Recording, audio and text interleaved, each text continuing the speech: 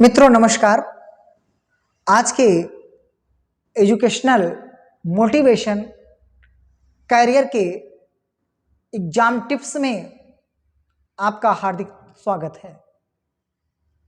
मित्रों, सफलता का कोई मूल मंत्र नहीं, यह तो सिर्फ परिश्रम का फल है।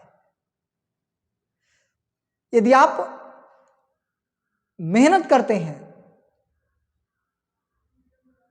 तो सफलता आपको अवश्य मिलेगी। कहते हैं कि लक्ष्य कभी ना ओझल होने पाए, निश्चय पर रहें आप अटल, सफलता आपको अवश्य मिलेगी, आज नहीं तो कल। मित्रों, ये हालांकि अभी इस माह के अंत में एक परीक्षा यूपी SSSC पेट की लगी हुई है, जिसके लिए मैं सोचा कि अंतिम समय में कैसे स्मार्ट तैयारी करें हमारे अभ्यर्थी कैसे स्मार्ट तैयारी करें, उनके लिए जो टिप्स है उस पे हम उन्हें कैसे अवगत कराएं, बनाया गया है। ये वीडियो उन्हीं के लिए बनाया गया है। तो केवल ये मैं यूपी SSSC पेट को फोकस करके कर रहा हूं, परंतु आप जिंदगी की कोई भी परीक्षा देते हैं तो यह अंतिम समय में जो तैयारी, स्मार्ट तैयारी कैसे करें, उनके लिए भी ये लाभदायक होगा। मित्रों, यूपी SSSC पेट की जो परीक्षा होने जा रही है, उत्तर प्रदेश अधीनस्थ सेवा चयन आयोग प्रारंभिक अर्हता परीक्षा पेट 2023 अब केवल 17 दिन दूर है। विभिन्न सरकारी विभागों में समूह ग की भर्तियों के लिए आयोजित कराए जाने वाली पीटी लिखित परीक्षा 28 व 29 अक्टूबर 2023 को होनी है। इन अंतिम 2 हफ्तों का उपयोग अगर प्लानिंग के साथ किया जाए तो कामयाबी सुनिश्चित की जा सकती है। जो भी अभ्यर्थी पेट के हैं, मित्रों, जब आप परीक्षा के कुछ ही दिन शेष बचे हैं तो कुछ नया पढ़ने से बचें। अब तक जो भी पढ़ा है उसके रिवीजन पर ध्यान दें। आपने जो नोट्स बनाया है उसको बार बार रिवीजन करें, जिससे आप के अंदर लगातार आत्मविश्वास बना रहे।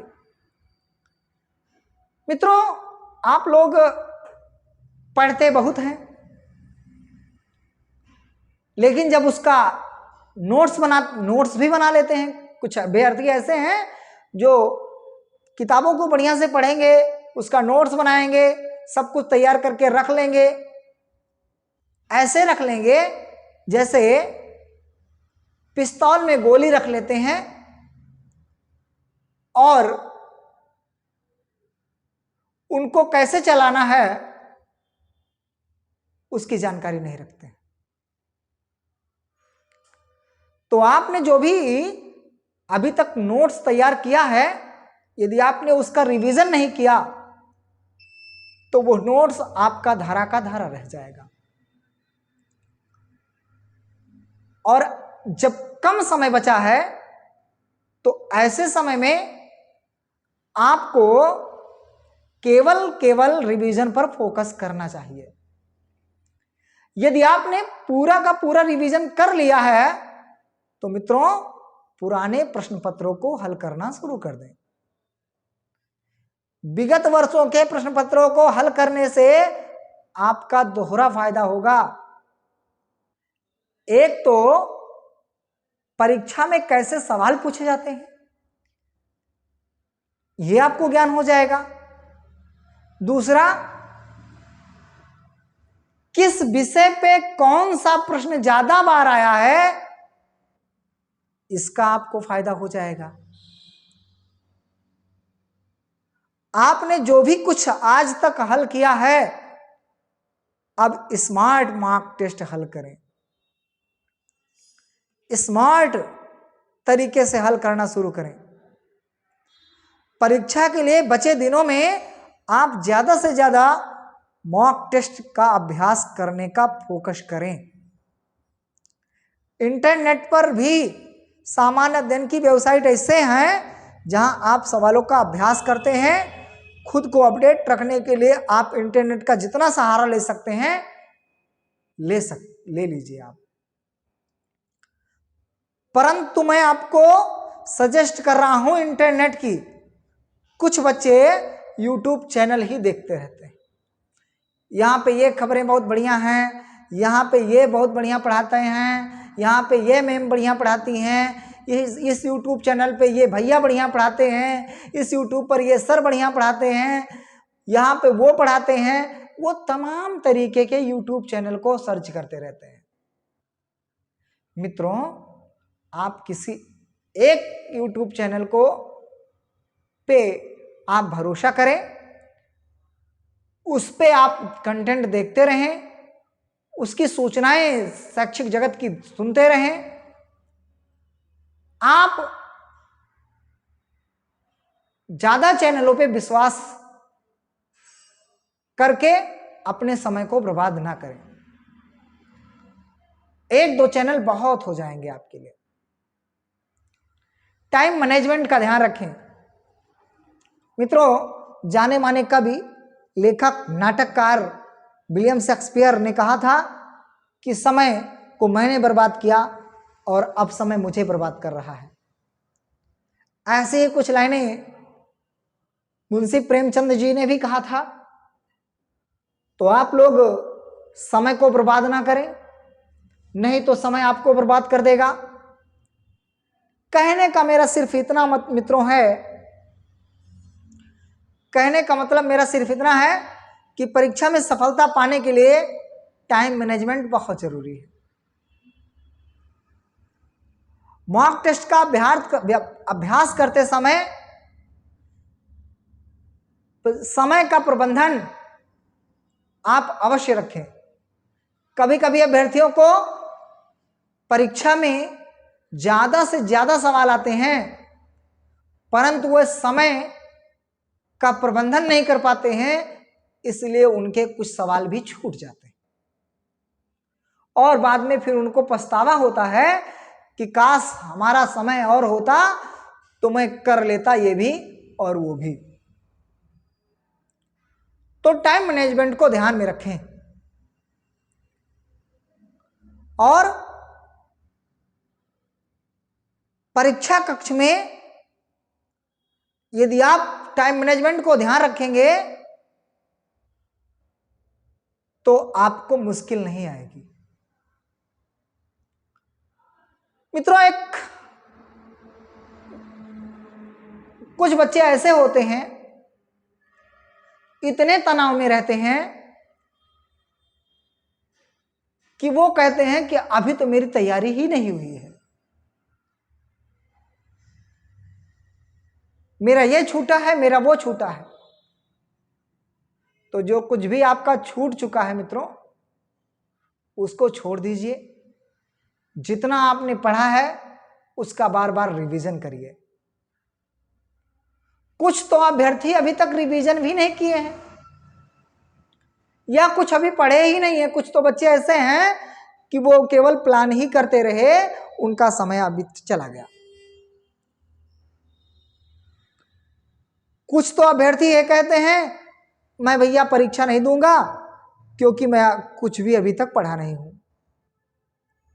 मित्रों, आपने इंटरमीडिएट की परीक्षा पास कर ली है, इसका मतलब है कि आपने पढ़ा है। ऐसा तो है नहीं कि आपने कुछ भी नहीं पढ़ा है, आपने पढ़ा है।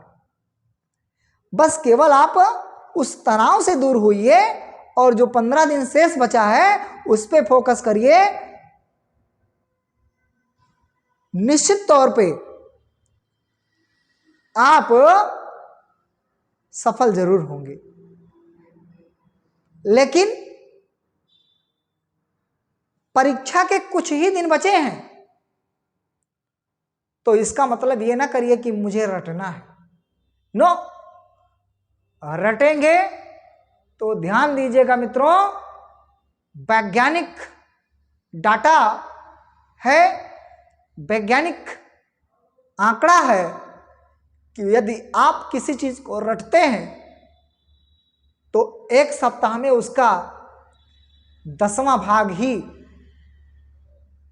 तैयार कर पाते हैं। कहने का मतलब है फिर आप 100 चीजें पढ़ेंगे और आपके दिमाग में केवल 10 चीजें रहेगी।